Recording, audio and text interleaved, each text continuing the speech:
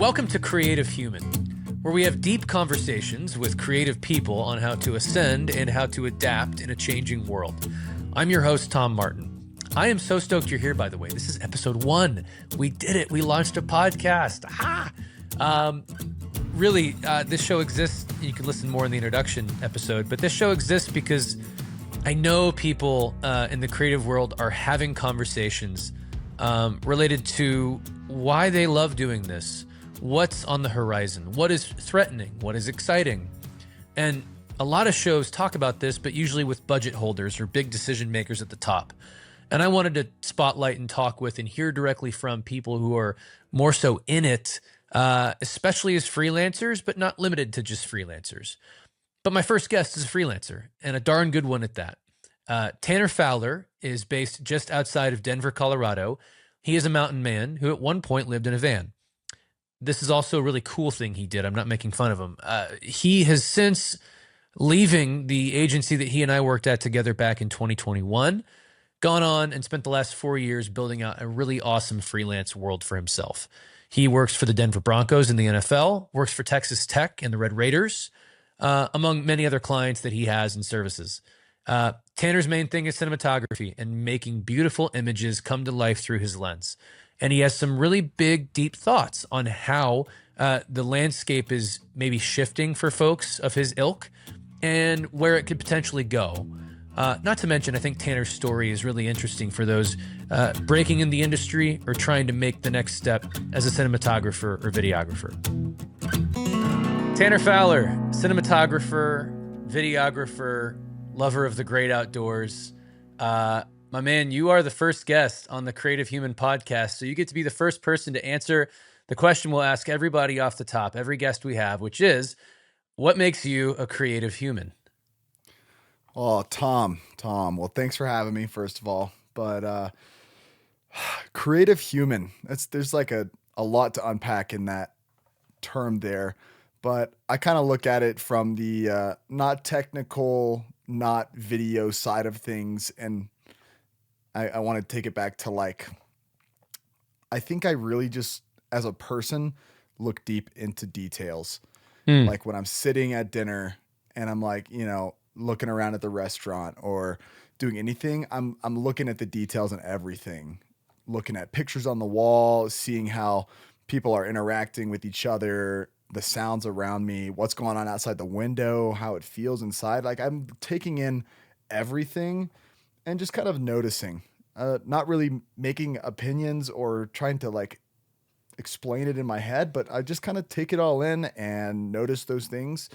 And I think when it comes to getting somewhere and starting to capture something, whether that's for a documentary or for social media or anything, I'm looking at those different details, and it helps me just kind of maybe shoot things from a different perspective or point the camera at things that most people may overlook. I think a lot of creative people kind of have this similar trait as well. What makes you detail focused? Like, what was there a time you remember when you went, oh, I think I have an eye for this, and how did that maybe get you into what you do now, holding a camera? I look back to one of the first times I remember picking up a camera, which was I was putting it on a tripod and I was going to record my Xbox at my house. I didn't have a capture card or a way to record that, but I wanted to make gaming YouTube videos. So I had this little flip camera with a little side screen on it, and I wanted to record my screen. And I was like, in my head, how can I get this as best as possible? And I was trying to zoom it in, millimeter by millimeter, trying to perfectly cut out the TV and cut it where there was not even a single pixel outside of that. And then, turning off the lights in the room and shutting the windows. And I'm middle school. So I'm just how can I make this perfect? But I didn't know why. I just knew that I'd seen other creators do it and they had nice capture cards and things that you could just plug your Xbox into to record the screen. But I didn't have any of that. So I was I just want to figure out how to do it the best I can. And I think that's when I noticed I had maybe what's the word? I noticed I just had an instinct for details, I guess. Mm. But yeah, and then that's basically how I got into video as well, is shooting my Xbox and filming myself playing Call of Duty and Minecraft and all of these things, and that was in middle school. Okay, so that's where it starts when you start thinking, because that's the same time, I'm from a journalism background. That's when I started really getting into reading, reviewing, like my kind of influences when I was younger was right around that time. So you start there. How do you then graduate towards? Give me like a kind of a bullet points, brief backstory. You go from that to where you are now. Take us on a quick journey of how you've gotten here. Yeah, got into the YouTube thing, was making videos every single week, and this was probably seventh, eighth grade, going into freshman year of high school. And I was filming everything from like funny videos to tutorials and things like that. But I didn't have a following or anything, and some of the videos would probably get 10, 20, 30 views, something like that. I remember being in class one day in freshman year of high school, and I got an email notification that there was a comment on a video, and I don't get those often. So I was like, oh, that's pretty interesting. Read the comment, put the phone down, go to the next class. Then a little bit later in the day, I get another notification and another one and another one. All these comments are coming in on this video. Somehow the algorithm had picked up this Grand Theft Auto video I was doing and was just pushing it out to people like crazy. And this is like the old school algorithm. This isn't like doomsday algorithm like we live in now. This is back when it was like, This wow, is it sort of like understands me a little bit. What? 2013, 2014, I think it was. The beta And algorithm. yeah, yeah. Well, before I could even get home from school, the video had over 100,000 views. And then by the next week, it had 500,000 views. And then all of a sudden, I had a video with 1 million views when everything else on my channel was like nothing. And Whoa. this video went like mega viral, and it was like a tutorial video. And I got all of these followers and subscribers, and then I was able to um, monetize my channel and start making money. So as a freshman in high school, I'm making money from YouTube. I was making, $20 a month, $30 a month, something like that. And then a few months later, all of a sudden it's a couple hundred a month. And then one month it was 1,000 a month. And I was Whew. like, this is unbelievable that I'm like making money from just playing video games and filming and editing and all that. Okay, but how do you go And from that to shooting for the Denver Broncos? yeah, yeah. So Because there's still quite a difference there. right, right. So um I got bored of having to deliver content every single week and also shoot it and be the person on camera and play games. So I kind of phased out of the YouTube game as I got more into high school and was like still creating. And I really liked the editing aspect and the setting up the camera and all of that stuff. But I didn't really have any interest in being on camera or like, I don't know, uh, presenting the content that I'm filming. Mm. So I got away from YouTube, and then my high school, I was lucky to go to Allen High School, one of the largest high schools in Texas, and they had a program where you could basically run the cameras for the video board during the high school football games. So I picked up a camera every Friday night and would film high school football. And that's kind of transitioned into when I got to college. I wanted to keep filming sports. It was an easy avenue, and football was everything in Texas. So I kept filming sports. And when I got to Texas Tech, I just was reaching out and emailing everyone I could, trying to get involved in every single way, whether that was with the university, with the athletics department, with this or that. I was emailing everyone, just trying to get my foot in the door, and eventually basically got the same sort of intern student position, filming for the video boards at the university during football. And so that was kind of like a sports broadcast background. And slowly throughout college, I started picking up the other camera and would shoot stuff creatively. But I think that's where my style kind of comes from, is like I was doing sports broadcasting and shooting, like, with the camera that has a servo zoom so you can zoom in and out during a shot. And then I wanted to do that creatively. And that's kind of the transition to creative. In one sentence, what is your style? I think my style is movement. Like almost every single shot that I have will have some sort of movement. I think it's really rare in my videos or anything that I shoot to have something completely still or on a Mm. tripod. Those shots are necessary and um, are extremely vital to a creative project. However, when I'm shooting, I'm moving the camera side to side, moving forward, backward, zooming in, out, everything I can to get that camera moving at all times. So you wind up meeting me at Let It Fly Media. You spend a year there. I spent a few more years. You told me that you were leaving, and we were in a room together. And I remember just being very happy for you because you were extremely scared to tell me. And I was like, "No, no, no! Like this is what you want to do. You seem very. This is 2022. Is this right? 21, Yeah, 22? 20 end of 21 End of maybe or 21, end of maybe. 21. Um, and you were just very committed, and we were sort of a hot item at Let It Fly at the time, so it was very strange for someone who was such a vital part of the team to go. But you did, and I think it's the best thing that ever happened to you is going out on your own because you had that impulse and that decision to do it kind of really in your mind. And so you do that, and now tell me in the years since what has become like the regular work you do? If people are like, "All right, what does Tanner do all the time?" What is it? Yeah, I think week to week, especially during the football season, it's going to be shooting football. I work every single home game for the Denver Broncos for their internal video team. And then the day before, I'm always usually working, if I can, for Texas Tech. I have strong ties to Texas Tech and love everything that they're doing over there. And they have a great football program as well as a great creative program. And so any chance I get, I'm going back to Lubbock or going to away games to help capture their football games. And I'm lucky enough to have connections there that will hire me and have me back to help capture stuff. And that's Saturdays and Sundays.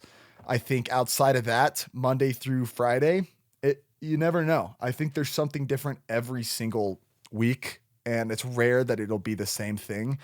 And it's even rare that I'll work with the same people. At least once a month, I'll probably work with a similar group of people, but it'll never be the same similar project. I don't have any consistent clients. Most of the people that I work with or work for are production companies or other creatives. I'm not working directly for clients.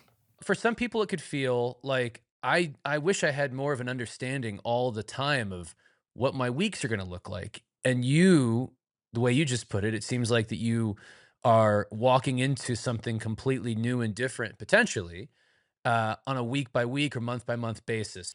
How have you settled into that way of working since you first got going as a freelancer? Yeah, I remember my first year was really wild because I I didn't have many freelance connections, and I'm just 1 year out of college there, and so I moved somewhere new. I moved to Colorado, and I knew that I could continue shooting for Texas Tech or continue shooting for Let It Fly, which is now Two Circles, and so I said, okay, anytime that work comes up at all, ever, I'm just gonna say yes. And the first 3 or 4 months, I think I had work every day. Like there was rarely a Wow. day off. And when I was, and it wasn't like crazy good gigs. It was like, hey, we're gonna give you 200-300 bucks. Can you come do this for 3 days in a row or Mm. something like that? And I was just saying yes and yes and yes because I was a little scared of running into a week or two where there would be no work, and then all of a sudden I've got bills to pay and no money. Yep. So I said yes to everything. And after that first year, I was pretty burnt out of the work, and I was traveling a lot. I looked back at my lease when it was time to renew my lease. I had been at this house for 1 year, and I had been home for 25 days, and the whole year. So And I this is was back like, when you were in a house rather than when you got your van, because the van "That's is right. amazing and people need to know about the van. We'll get to the van." Um, so yeah, and then the next year, starting that next year, 1 year into freelancing, I was like, I got to find a balance here that was not really sustainable. So then I would work a lot and then not work a lot. I would work really hard for 2 weeks and then not do anything for 2 weeks. And that cycle would continue into that next year. And then finally, last year, the third year into freelance, I found a good balance of taking work and knowing when to say no because I'm going to need a personal reset to put the camera down.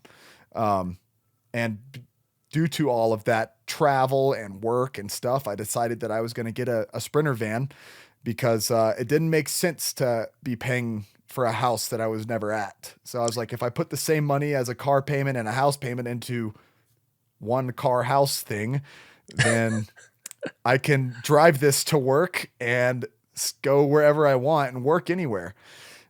Unfortunately for me, as soon as I did that, I met my future fiance and she kind of locked me down to Denver. So I was always there. Well, it was a really great idea initially, and one that I don't know that I'd have the stones to pull off, but you certainly committed to it. It's been a fun ride following the Instagram page and seeing the evolution of it, at least when it was in its heyday. Is it easier for you to say no now to potential work? Has that gotten easier? I don't think it ever gets easier when you have to say no because when you always say yes, then you're always available and they're always going to want to call you back if you do good work. Right. So when someone that you've worked for before asks you to do something and you have to say no, it kind of hits you in the gut a little bit. And sometimes it's because you have another gig or because you have something personal scheduled, like a trip or something. But honestly, my schedule is so much on the fly that um, I may reschedule entire vacations or trips 1 or 2 days off just so I can work because I hate saying no. There's times when you have to, but I try not to as much as I can because I love what I do. And even though I'm going to do work, um, it doesn't feel like work a lot of the time.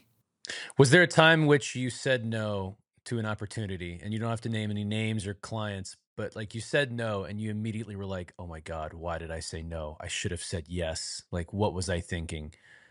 And maybe that turned out okay, maybe it didn't. I'm curious if you ever had one of those that just immediately hit you in the pit of your stomach. Um, there's been a ton, but let me try to think of a specific one. I don't mean to bring up any Uh, traumatic experiences, but I think it's useful to understand the psychology of it sometimes, especially for somebody who's in a great position like yourself now, where you understand why you are or are not saying yes or no. I think there's one that happened back when I was still in high school, Oh, wow. actually, Okay. and Early I think teaching moment. it kind of had this fork in the road here. I was Hmm. still doing YouTube content, and someone had asked me to come to a conference, like a video game conference, and basically speak on a panel. Oh, wow. And I was, like, wow, like that's incredible. And it was for those who do know, it was Minecon. It was like the Minecraft like huge conference, and I got asked to go Okay. speak at that on stage with a couple other creators. I had a trip with my dad to Colorado planned on the same week. And I thought about it for a long time and tried to convince parents to move stuff around. And they said, ultimately, we can if you want to. And it just got to a point where I was like, you know what? I shouldn't. I shouldn't go to this. I should Mm. just have this thing with my dad and let's go do it.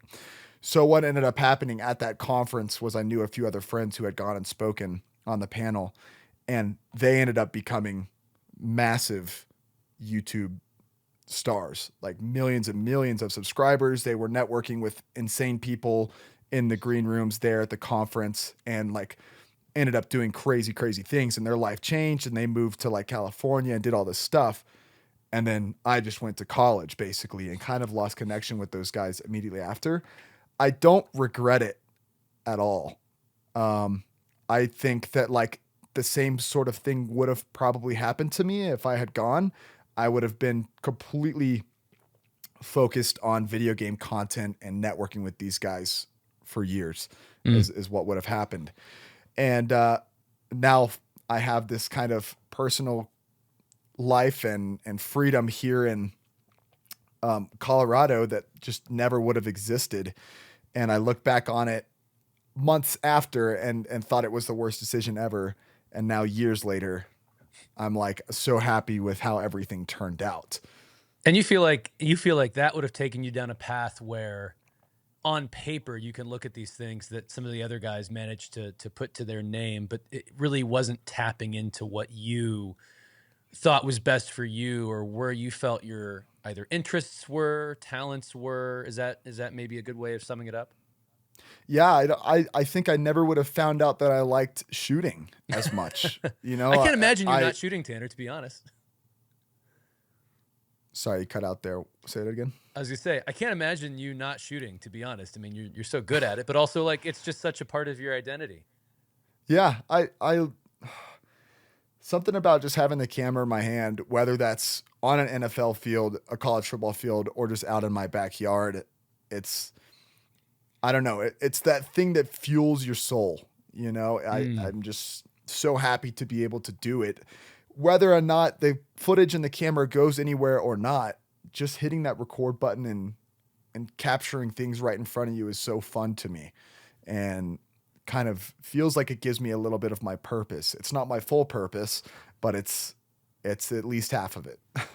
Amen to that, man. I want to get into some stuff about the current landscape of the creative industry and our favorite AI questions that we'll usually tackle because of the times that we're in. But I want to first give you a chance to tell me your like, give me an absolutely great work story. Give me something that is just a 10 out of 10, a 12 out of 10 work story. Uh when you say work, I think of just having the camera Yeah, and yeah, like yeah. doing things with the camera. So we'll kind of put it into that box.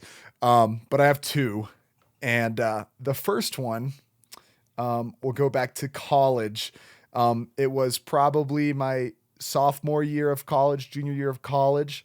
And it was finals week, and we were tasked with um, creating a video of any kind, a longer form video.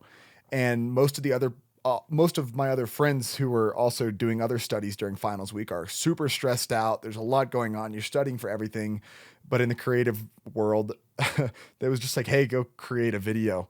And so I was just laid back, chilling the whole time, and I was like, what can I do this week to like really have fun? So I ended up planning out, writing a script, and getting everything together to film a full ESPN style Monday night Monopoly mashup.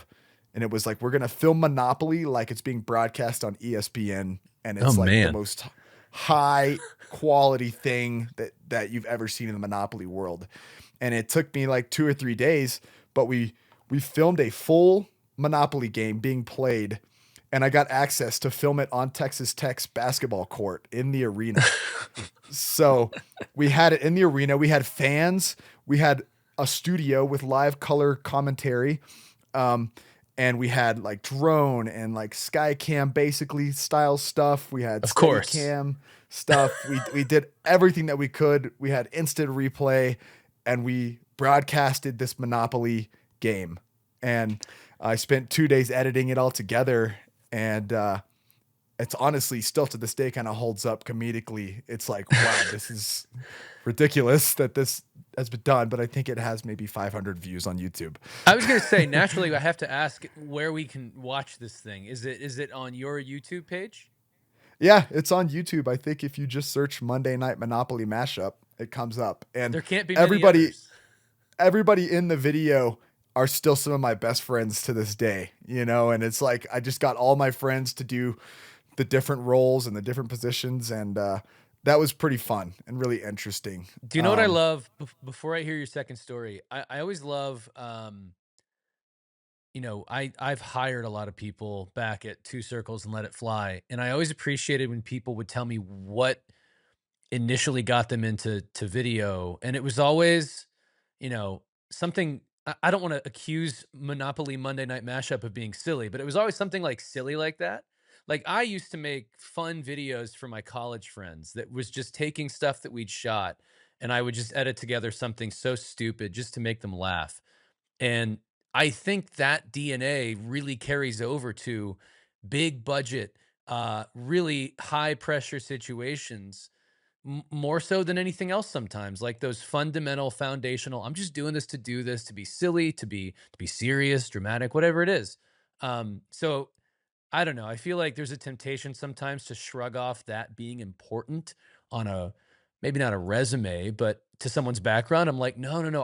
I love when someone comes in and tells me that they did that or that was part of their origin story, so to speak. Tell me your second one that maybe takes place in a more professional setting. Yeah. So this one, you may or may not remember this. This was a Let It Fly media shoot. Okay. Um, it was in Kansas City, and I forget who the client was. It may have been a dentist. It may have been the dentist office, Oh man, or okay. No, I'm starting to remember this. I don't know the story, so please continue. yeah. Well, I was just tasked with going to this dentist office and kind of capturing the environment, the dentist. I think they maybe have used a specific software that we were Okay. capturing or something like that.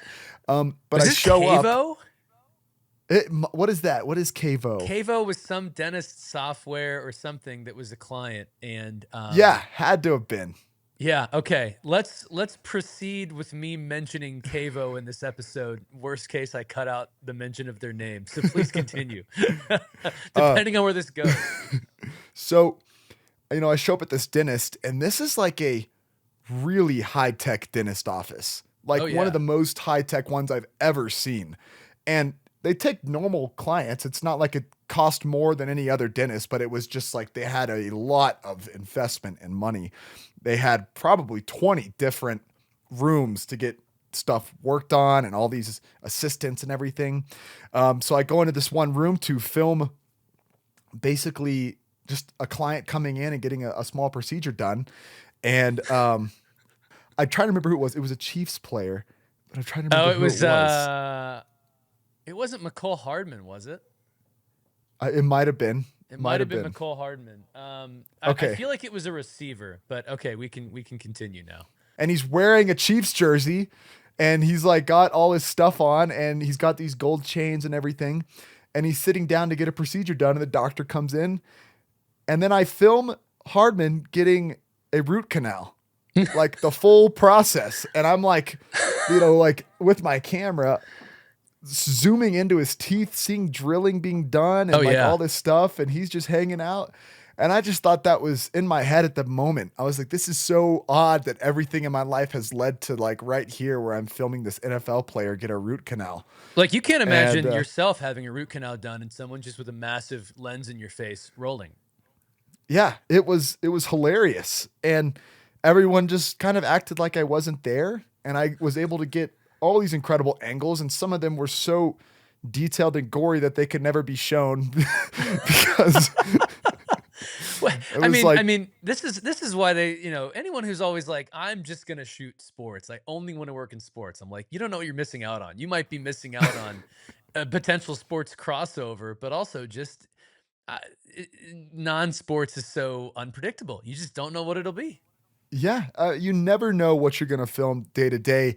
And even some of the most exciting moments that I've filmed have not been on a sports field. Give me, Tanner, as a professional, as someone who's freelanced for 4 years. Give me the most overrated advice that you've gotten. Because I feel like when you go solo, it's valuable to ask for help and to seek out opinions, but everybody has their own opinions. Is there a piece of advice that may have worked for someone else, but you were like, no, this is one that I can actually set aside? Um, the first one I'll go on is like never work for free. Mm. I think a lot of people are told like know your worth, never work for free, never work for clout or engagements or anything like that. And I think that sometimes opportunities come along that might be worth way more than a nice day rate or paycheck. Um, Sometimes some of the best clients in the world, even though they can try as hard as they can, may not have budget for a project and are just looking to get you in to help capture something one time because they know they need someone who can do it well. And almost every time that I've done something for little pay or no pay or maybe a trade of some sorts, it's always been extremely rewarding in the long run. because they'll come back and they know that you did that. If you're willing to do it for free, then you're going to do it even better when they can pay to have you there. And they might know somebody and they might recommend you or introduce you. I'm with you, man. And you have to be careful. Like you have to set almost a limit or just have an understanding of when it's the right one versus not. But um that sort of gets into like why do this? Like why not go get a desk job at a 9 to 5? Like you're doing this because you really love it and you're not only willing to put up with some stuff that maybe isn't ideal, but depending on the right project, I'm sure it's actually like, okay, as much as my brain is saying, no, you have to get your day rate, there could be another reason why this is beneficial and worthwhile and valuable. One of my first freelance projects ever at the very tail end of my college career was filming the college football national championship. Mm, Um, there wasn't much known about how to get the position or how to get the internship, is what they called it. Um, but it turns out they're just kind of the people who run the college football playoff are just watching the creative landscape of college football like every day, all year long. And they'll go out at the end of the year and just reach out to folks and they'll say, "Hey, we're looking for shooters for the national championship. Can you come do this?" And immediately you're like, yes, like that is the ultimate like thing of all time. Then they hit you with the email that's like, okay, you're gonna have to pay for your flight. You might have to pay for your travel, your hotel, your meals. mm, Um, you're not gonna get any money in return. You can't post too much while you're there. You can post afterwards. And it's like you're shooting this event that like there's other shooters there that are getting paid thousands of dollars a day yeah. and you're there with your own gear, your own expense, and everything, just to be on the field and capture that. But it was one of the just most worthwhile things I could have ever done, and I got so many connections and so many incredible opportunities out of doing that. Um, that man, that taps into a discourse that has been going back years, and I'm so glad you brought that one up in particular because I couldn't agree more. There are 3 people I texted today who came from that program who I'm looking to bring work to as I scope something out, and um, me arriving at knowing who they are and building credibility in my mind, like, all started there. Either meeting them directly or seeing their work and just knowing that they're a part of that program. I mean, uh, especially if you're a big fan, you might be paying money to go to the game or something to get to spend a little bit less and get something even more rewarding out of it. Um, I can't say enough about that particular opportunity being worthwhile times a million. So I love that example. Um, Give me like underrated advice. Give me something that you haven't heard a lot or maybe one person told you and you've just found this to be exceedingly important as you've kept going. Yeah, this one's more of a technical side of things rather than Oh, how to let's do approach it. Let's get freelancing nerdy, man. search. Yeah. But I've heard this from uh, my high school uh, video teacher as well as my college professor, a certain college professor. Zoom with your feet. Oh, I That love has this one. been an incredible Love it. piece of advice, and I think about it every day that I'm on the NFL football field. Um, the closer you are to something, like the just more personal and more details you can get from it. So obviously you think, okay, let's zoom in really close. Well, that shot might look really cool if you are already really close and you zoom out wide to show everything behind it, but also what's up close. I think zooming with your feet rather than zooming in on the camera is so valuable. And you'll see me, especially at sporting events, trying to get and pushing the boundaries as close as I can to players, to things happening on the field, getting in the way. I hate being in the way, especially of other people's shots. But if I can get in and get out and get what I need quickly, I think that's super important. I think that's a terrific bit of detail and I endorse it wholeheartedly.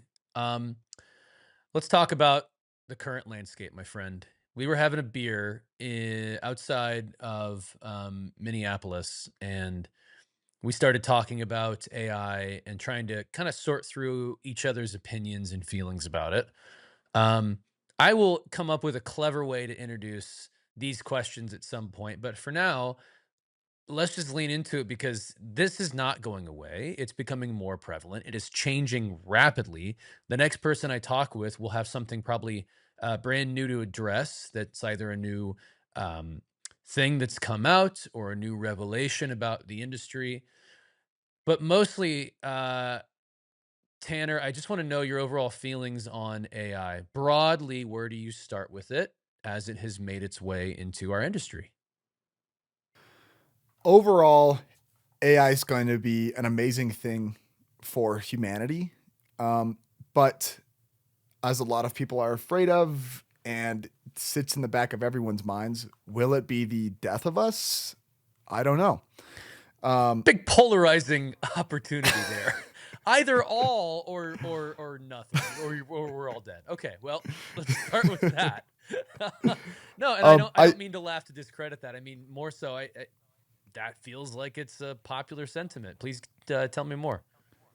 a day to day little things like being able to basically treat AI like a calculator, input something that you need or a question have questions about, and want it to spit out something just quick and concise. It's so great for that. It's like I want to Google something, but I don't want to go through 3 web pages to find it out. And Right. I'm just gonna type it in AI, and 80% of the time, it's gonna have exactly what I'm looking for and the right answer. Um, let's see. Which is, by the way, man, like SEO. SEO is having a tough time. There's a music magazine I follow, and they lost 70% of ad revenue because of the AI overviews that now are atop Google rather than the ability for them to show up in a search. And that to me is just mind blowing. So there is constantly a balance of this is helpful and saves me time, and I could have wound up paying someone for this. I could have called an expert and they could have charged me $20 or $20 an hour or $100 an hour, like who knows? But there's such a rabbit hole, and I know people are picturing themselves in this at times, and they keep wondering, when's this effect eventually going to affect me? And I feel like there's this like, yes, it's like a slow build, but it's really just going to flip a switch one day when you suddenly go, oh, things are different than they were before. Um, so to get away maybe from the existentially bad parts of it, because to your point, I do think it can be extremely helpful and it's incredibly important to talk about and learn from. How do you use it? You already mentioned a couple of ways, but especially as a, even in like your professional life, how do you use it to help you with your business or with your work? I think I'm doing the same thing that a lot of creatives are doing at this point and using it on the editing side of things for whether that's cleaning up audio Yep. or kind of uh, adjusting or messing with songs. Um, but outside of that, I feel like I still don't use it as much as some other people do because most of the things that I work on are shooting. So Right. I don't do too much editing here and there. Um, but I've heard a lot of things about photographers' workflows and how that has just completely changed in the past 6 months, and uh, How so? well, I have a friend who's a photographer. His name's Tim Gillis, and Tim shoots different events every week, big corporate conferences, weddings, portrait photo shoots, all kinds of everything. And now when he gets home, he plugs his SD card into his computer. The AI goes through every picture and says, "This is a good picture. This is a bad picture. This is a good picture. This is a bad Hmm. picture."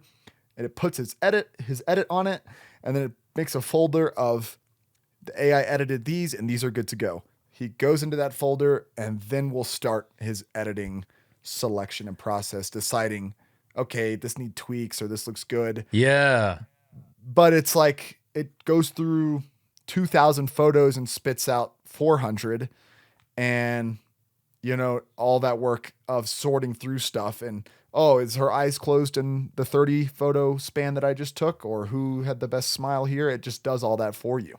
Well, that to me falls into this category, and I think a lot of people evaluate how they feel about implementing AI in this category of this doesn't tap into what I uniquely offer versus, oh, this is replacing what I uniquely offer and maybe not so well as I do, or what I can do. So, like, how does that sit with you? What you just laid out, does that feel okay?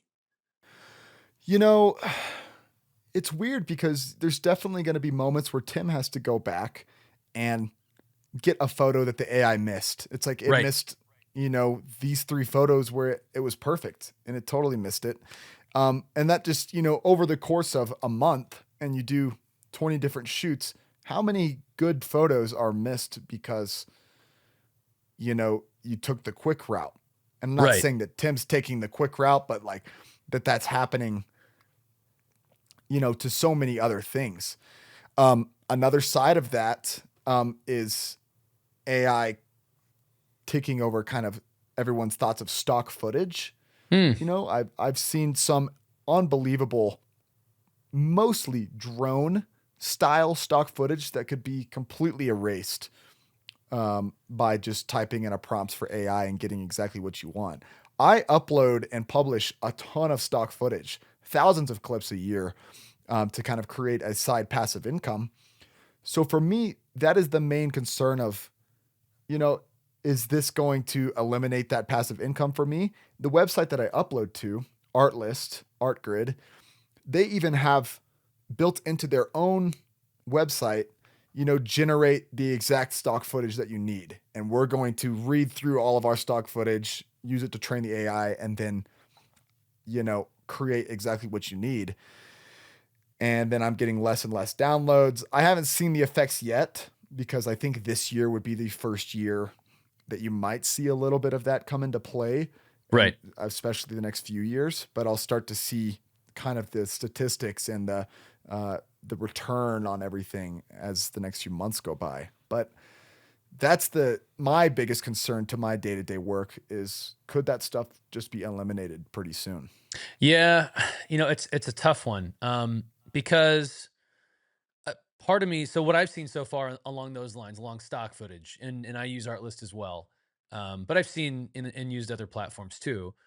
It's very imperfect, unless the entire point of the project is to not be perfect. If you just need something that in a 2 to 3 second shot exhibits a sense of being there or a feeling of that, then yeah, I'm seeing more and more of a use case for it.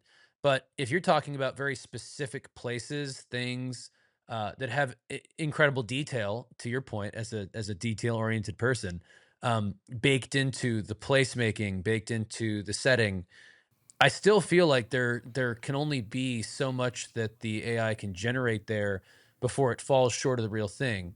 And What are and your thoughts on this Coca-Cola commercial? oh This man, let's year's talk about it. Coca-Cola holiday commercial. Yeah. Well, this taps into something a little different for me because it's not like the Coke commercial was always, oh, that's like the mountains of Virginia. Like, it's not placemaking. It is generating a feeling.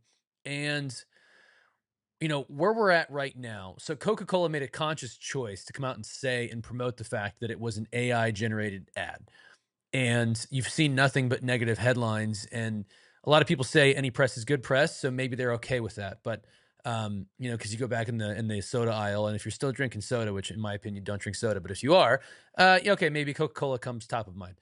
Um, I I think that, and I'm betting on the fact that generally people who you are targeting as an interested viewer do not want to know and understand that something was led by AI, because I think it taps into something personal about them. AI is knocking on everybody's door unless you have a investment in it that's standing to make you lots and lots of money. Then you're probably like, this is fine. But so many professions are subject to losing, even to your point, just a little bit of income, if not more than a little bit of income. And so when you start to see other forms of entertainment that have never had to make you think about this, it sort of subconsciously taps into that very traumatic part of your brain that's already worrying and thinking negatively. And I think people are going to resist that caveat if they know. And we may get to a point soon or not so soon where it starts to become extremely indistinguishable. I think the pattern is uh, transitions. I've seen a few editors who will make a really cool transition with footage that they didn't have, and it enhances the video. And to me, that feels very smart. And hey, did someone used to back in the day create cross dissolves and sell them? And those started to get baked into Premiere with a simple hotkey. Uh, this is sort of like an outsized version of that as a transition, as a small element, but not a foundational element of the video.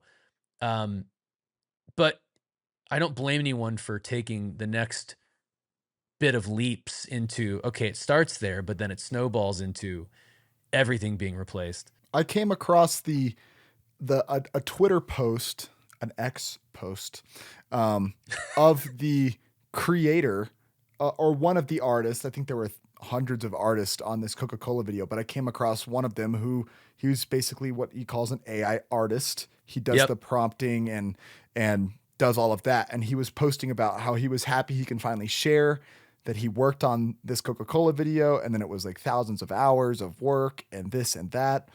And it was interesting to me because it is an art in one way, Sure. but I almost feel like I don't know who this person is or what all goes into this work, but it feels a little like they think that they are the ones creating and they have some kind of artistic touch. And I think a lot of people kind of are like, what? There's no AI artist. Like, what are you talking about? And this guy was proud to put out that he had done work on this. And all it was negativity, hundreds and Right. hundreds of comments. And that's all that these guys are going to get. He was like, I'm not going to stop posting. I'm not afraid, like I am an artist basically. And I disagree. I disagree with him. I don't think that he's an artist. I think he might be like a very talented technician Mm. in the prompting world. But to call yourself an artist for something like that is hard to understand from my point of view, because it's like he typed it in, it didn't come out quite right, did it again, hundreds of times until you get exactly what you want. What AI companies, as they continue to try to normalize this stuff, as they keep calling it, um, well, you now get to be an art director. You now get to be directing rather than holding a camera or editing. You are kind of all in one. And, the amount of detail, and to your point, thousands of hours, I'm like, that's billable, by the way. So, like, why not just do it? Anyway, um, I think there's a ton of detail that goes into doing that. Like, it's impressive. I have to admit, it is very impressive to know that someone just thought up commands for all of this stuff. What I don't like about it is you get to a point where so much of this stuff is coming from things that already exist, and there's no one better than human beings on behalf of human beings to take chances, to understand how to innovate, to do something different, to push the boundaries and break the rules. AI is all about following lists and lists of rules to generate something. And some of the best art breaks rules and is a result of making humans uncomfortable and making something that's not exactly conducive. And then people follow that. That becomes a trend. You can argue that you can use AI to generate the same thing. So I will say it's probably a skill that people need to start thinking about is how do I articulate what goes in my brain? I have such a resistance to it sometimes because I expect the tech to get so much better that if I could get really good at prompting one way in 3 months, it may be totally different how you actually engage with some of these platforms to generate something. So, I saw something very interesting. I believe it was Elon Musk on the Joe Rogan podcast recently, and or something like that. Um, they asked Elon like, what is AI going to be? You know, like what's it going to mean for us in a few years? And he was saying, instead of phones or what we think of phones today, you'll pull out your AI device and it will just give you what you need. If you want entertainment, it will just generate what it knows you like. And that will be Mm. right there in front of you. You no longer need apps, is what he said. You're not going to need email, Google. You need to know what someone sent you. It will summarize the emails that were sent to you and read it to you and then show you whatever else you need. I think that's very interesting. And especially on the social feed side of things, it's like everything will just be weirdly generated, you know, and you can go really, really deep into that. Um, but wanted to jump over to what I brought up to you when we were having beers in Minneapolis of how there will be some content in the future, whether that's TV shows or movies or anything, that will have this stamp on it that will say, this was created by humans. And Well, it's like we're already not, seeing it. Pluribus. it's, Pluribus from Vince Gilligan had created by humans at the end of their credits. I seen one of my favorite YouTube channels, Fern, which just creates sort of documentary style animated videos, whether they're 5 minutes or an hour long. Their animations are so unique and creative that now at the beginning of all of their videos, it says this video is animated by humans. And I think there's going to be something like this when you go to the store to get fruit and you want that organic fruit because you want it not touched by pesticides or whatever it is. It's going to be the same sort of thing. You're going to have these organic created content made by humans only. Going back to your point about Elon and phones, there's a lot of people now who are talking about phones and saying that endless scrolling is just terrible for you. And I agree. It really is. And so many of us in this industry, I think, could find work without having to just be part of the endless doom scroll. So if part of the evolution of AI is going to be about removing people from being stuck in their phones all the time, then I'm all for that. Video's not going away, and recording events is not going away, and documenting things that matter is not going away, and telling stories is not going away. Um, I saw something that's like, oh gosh, we can now replace actors with just stunt doubles all the time and put their faces on it. And I'm like, well, then you're completely missing the point of actors. People love actors because they know who the people are and there's a larger story at play every time they see them on screen. You don't want to see nobody on screen because that's why right now you don't just have the most attractive person play a role. You have somebody who has a backstory to them that informs why they're playing a role. I think it's interesting that, and I don't know if this is like fully been researched or confirmed, but they Yeah. say when you see someone in your dreams, every single time that your brain is not capable of creating a new face. So when you see a face in your dreams, it will always have been a face that you've seen before or that you remember. And that's very interesting for AI because AI can make these faces that have never existed and seem uncanny or weird. And there's these right now, there's these tiny details that we can see that are like, hey, that's not right. That doesn't look weird. But when it does get to a point where it's perfect every time and that person doesn't exist, like that's so weird to me that Mm. we're going to be seeing this stuff of these people that aren't real. Tell me what doesn't work with AI right now that you've seen. What is not working despite everyone, all these bots telling you on social that everything is the next big thing. You may have seen this guy on Instagram. He acts like a director and he is auditioning AI actors. And Oh yeah. it's all for like Instagram Reels and for a funny bit. But Yep. he's like, hey, I'm the director. All right, I'm glad we're doing this AI audition. We've auditioned some real people, but they said I have to try AI, so we're gonna audition you.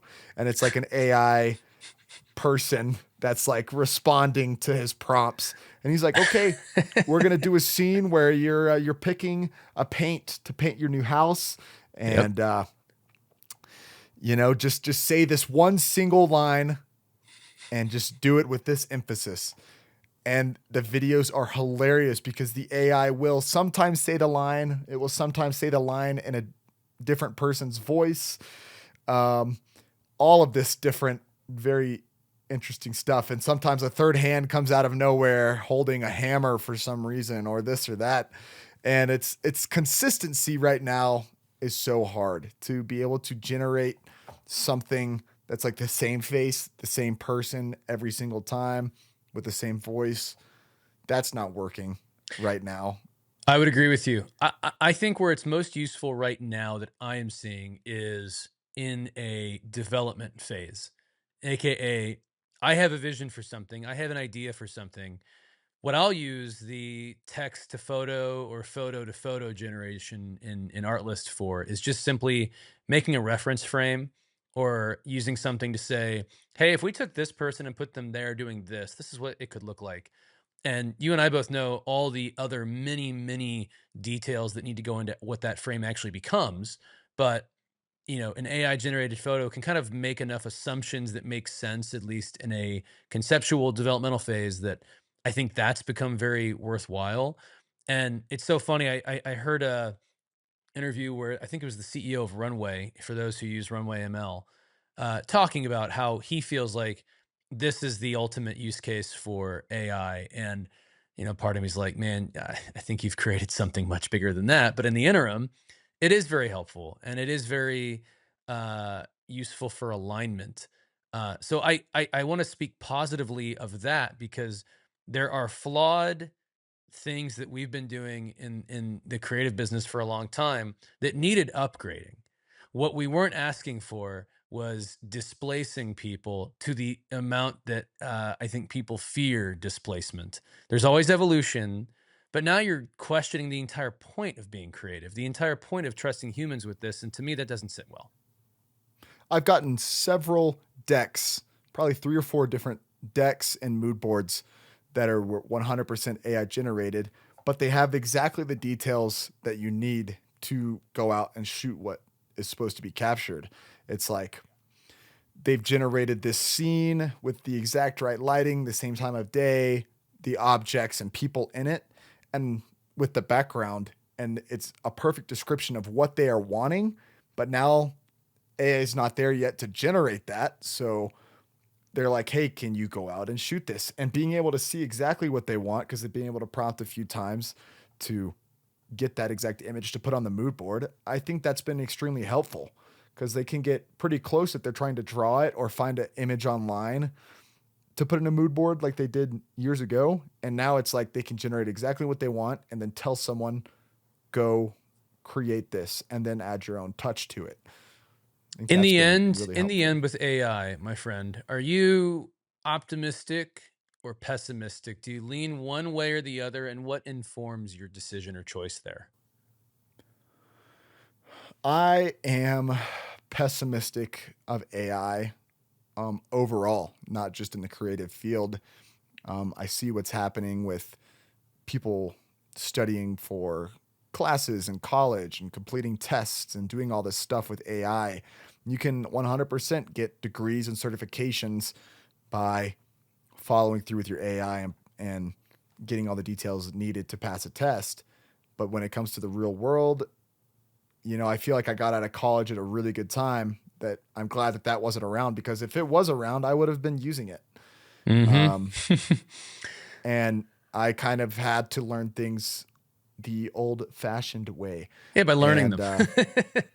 yeah. So, like, is the world years from now, do we need to know that stuff?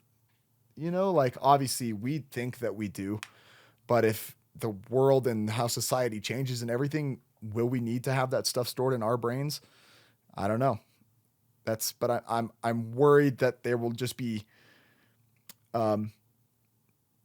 generally how people interact and think about the world will totally change because of how they grew up. And that happens every few years. You know, every generation is different in how they see the world. So this is just another year, and I'm an old geezer who doesn't know what he's talking about, you know, but will that be me 20 years from now? Who knows? I think we're all headed for being geezers, unfortunately. We will all eventually be geezers who have been passed by in some regard. But then we'll have lots of other life wisdom, Tanner. So I look forward to life wisdom. Back in the day where we used to shoot things before we could just say what we wanted to film. Oh man. Yeah. Yeah.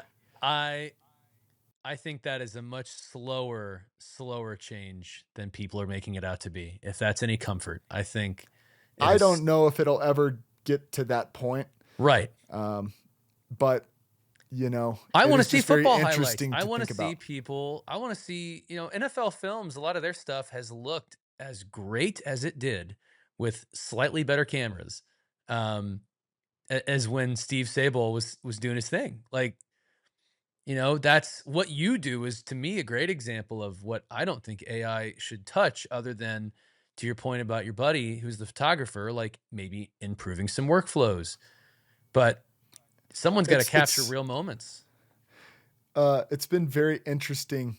I've started to see just this last 3 or 4 months, um, the first AI generated kind of sports content, and it's hilarious. It is funny because it's so ridiculous and not right that you obviously can tell it's AI, but it's taking playing through a sports broadcast and then cutting one frame there and going into an AI clip of you know uh, whoever it is punching their head coach in the face because they were having an argument. AI just makes that into something absurd.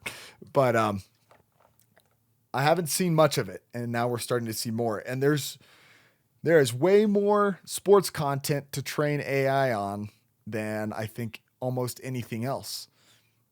Like there are thousands of NFL game recordings and angles of the same moment from hundreds of different perspectives. And I think stuff like that is exactly perfect to train AI to do things. You're never going to have AI generated football games, right? But what does that mean on the content side of things? AI can't zoom with their feet. That's right. They can only recreate what they've seen before. I want to close the show with give me a couple of first of all, zooming out of the AI space and back into the people space. Give me a couple people who you're really loving right now. Maybe creators who are well known, or even someone who's on the up and come and people need to go check out. So, a guy that I've known via social media for a few years now, a shooter for Oregon football, Braden Schmidt. I had the pleasure of getting to meet Braden a few weeks ago. He came to Colorado and we went to a Red Rock show. And that was my first time running into him and getting able to chat and talk with him in person. But he and the entire Oregon video staff are just doing unique content and capturing things. Not only are they telling stories uniquely, but they're capturing them uniquely in ways that we've never seen. I think they recently had a game where they shot totally on film for several of their cameras, and that just doesn't happen anymore. It's extremely rare, really expensive, and they're capturing things, kind of like taking old school ways of doing things and using new cameras to do it. And that just creates a totally weird and new different look and editing style. And but Braden specifically, an amazing shooter. And if you don't know his work, literally just watching his work or watching Oregon football's work will inspire you to capture something a different way the next time you go out. And I Couldn't think agree that's more. great inspiration. Give me someone who maybe doesn't have the same following as our man Braden or Oregon football. Anyone who you're like, hey, I've seen this. Let's give him some more love. Yeah. So this guy is a shooter out of Mexico, and I have been messaging back and forth with him for years now. And his name is Emiliano Oseguera. Oseguera. I hope I'm saying that right. He Okay. goes on Instagram as EO Films, Got you. and he doesn't have a lot of access to great equipment or like the nicest servo zooms or the clearest cameras, but like he makes his videos look unbelievable. Like he's a absolute his style is NFL films, and he's capturing footage on football fields in Mexico where the stage isn't as big and making it look just as good as some of the shooters that are at the top of their game here in the US are doing. And he is just an amazing shooter and a great storyteller. And he's so early in his career. And we're always trading back and forth advice and asking for, what do you think of this? Or like this shot, or, check this out. We're just really awesome guy. And I have tried as much as I can to get him any opportunities. And I'm sure that he will be doing some incredible work on some bigger projects that people will start seeing soon. Tell me his Instagram again. I'm not seeing him. I need to It's make sure. EO Films. So So if I go like, cause I'm seeing another EO Films that like doesn't really have anything. I'm trying to like look it up here. So I go Instagram.com that's slash EO_films. got it underscore films. This was more along the lines of what I was expecting. Oh yeah. Like this guy is, if he were, here in the US and filming NFL or college football, it would be widely known that he is one of the greatest shooters out there.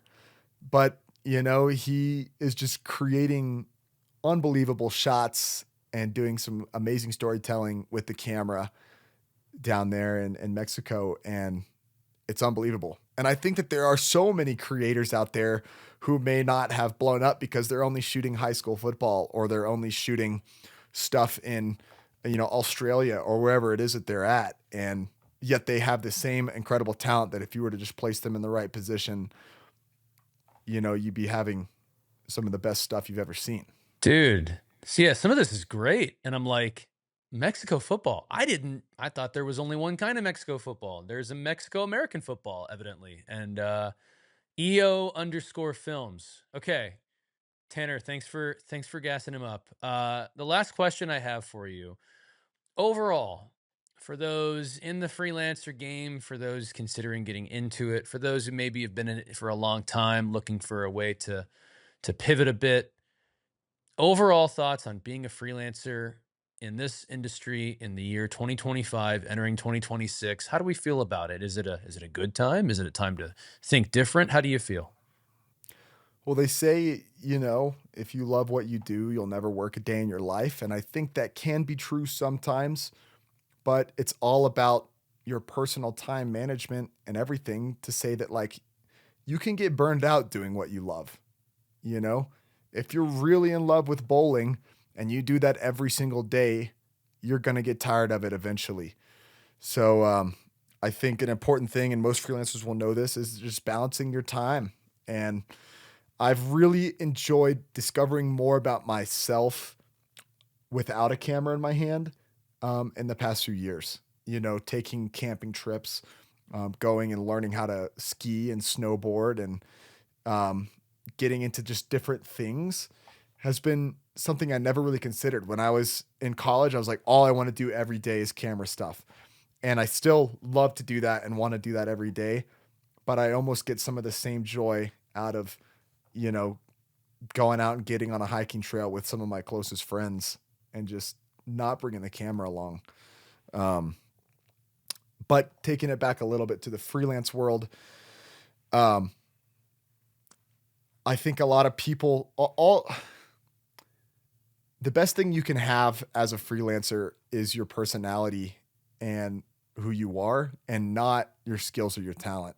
I'd much rather have someone shooting next to me who's a pretty okay shooter, but an amazing person to help me go through a shoot and get through a day than having the best, most expensive camera and person, whoever it is. So I think it's really important to, as they all say, just be a good person. And I think that's why a lot of us as freelancers continue to get work, is because of who we are. I love that, my friend. It was a pleasure having you on. Thanks for being the first guest. You certainly challenged how much I'm going to need to uh, be deep in my pocket when it comes to existential thinking of AI conversations moving forward, because they're very important to have. And for anyone listening or watching this, I hope this set a bit of a bar for what you can expect on a show like this, where let's have honest conversations about how we feel, evaluate things. I might be completely wrong on something, I might be right on something, who knows? But um, hopefully, this is appropriately capturing where things are at in the end of 2025. Tanner, thank you so much for your time, my friend. Look forward to working with you again, seeing you again for more beers outside Minneapolis. And until then, this has been Creative Human. Thanks for listening.